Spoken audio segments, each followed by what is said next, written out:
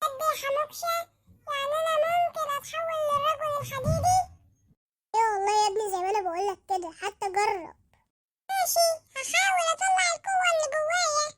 إما كده يا حنوكشة، هو أنا ممكن أبقى بطل خارق من غير ما أتحول شكلي يتغير؟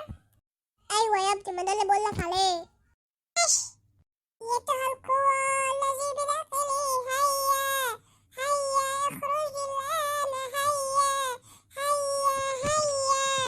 يا عم ما حصلش حاجة. وانت مش مصدقني ليه؟ حاول طير كده شوف. انا مش مصدق نفسي. انا مصدق، ده انا كنت بهزر معاك. ايه ده؟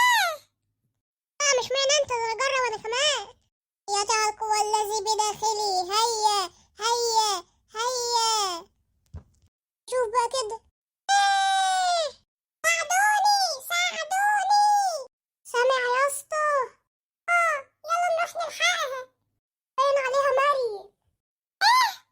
ايه يا غدار، عشان لقيتها مريم.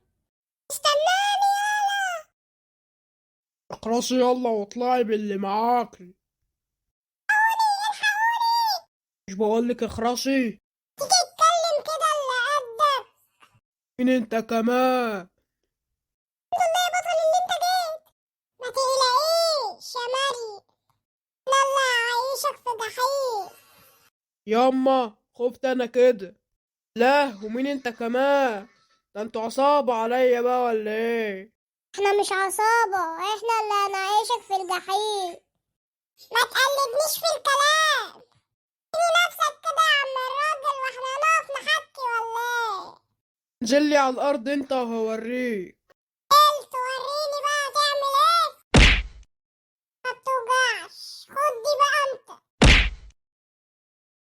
ماشي راجع لكم اهو. اتأذيت يا مريم ولا حاجة؟ لا لا، متعصبنيش عليك، تعالى يلا نروح. يا عم اصبر، انا ماشية انا بقى. شي باي. يلا استنوا، الفيديو الجاي نازل بكرة. متنسوش تعملوا لايك واشتراك عشان تشوفوا الفيديو اللي هينزل. سلام.